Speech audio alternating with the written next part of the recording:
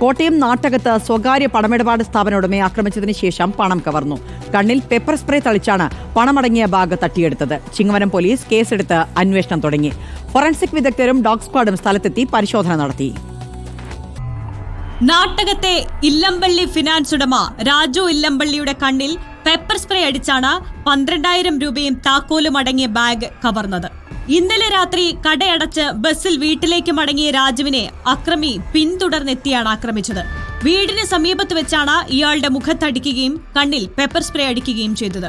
Bag തട്ടിയെടുത്ത ശേഷം തൊട്ടടുത്ത പുരയിടത്തിലെ കാട് പിടിച്ച പ്രദേശത്തേക്ക് കൂടി ഓടി രക്ഷപ്പെട്ടു. ഇടത്ത് കൈക്ക് എൻ്റെ കർണത്തടിച്ച് വലത് കൈയിലുണ്ടായിരുന്ന മുളക് പൊടി എൻ്റെ കണ്ണിൽ വെതറിയേച്ച് എൻ്റെ ബാഗും പിടിച്ചു പറിച്ചുകൊണ്ട് ഓടി.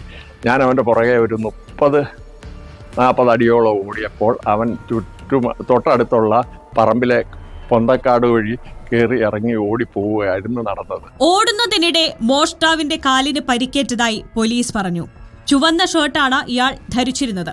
നാട്ടകം ഭാഗത്ത് നിന്ന് ബൈക്കിൽ ലിഫ്റ്റ് ചോദിച്ച് കയറാൻ ശ്രമിച്ച ആളാണോ അക്രമിയെന്ന് പോലീസ് പരിശോധിച്ചു വരികയാണ്. ആശുപത്രികൾ കേന്ദ്രീകരിച്ചും അന്വേഷണം നടക്കുന്നു. പ്രദേശത്തെ CCTV ദൃശ്യങ്ങൾ ശേഖരിച്ചു കഴിഞ്ഞു.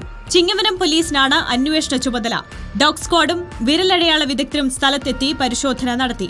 ഡോഗ് സ്ക്വാഡിലെ ട്രാക്കർ വിഭാഗത്തിൽപ്പെട്ട ബെൽജിയം മെലനോയ്സ് നായ ഗണ്ണറാണ് സ്ഥലത്തെത്തി പരിശോധന നടത്തിയത്. പ്രതിയെക്കുറിച്ചുള്ള ചില നിർണായക വിവരങ്ങൾ ലഭിച്ചതായി പോലീസ് വ്യക്തമാക്കി. റിപ്പോർട്ടർ, കോട്ടയം.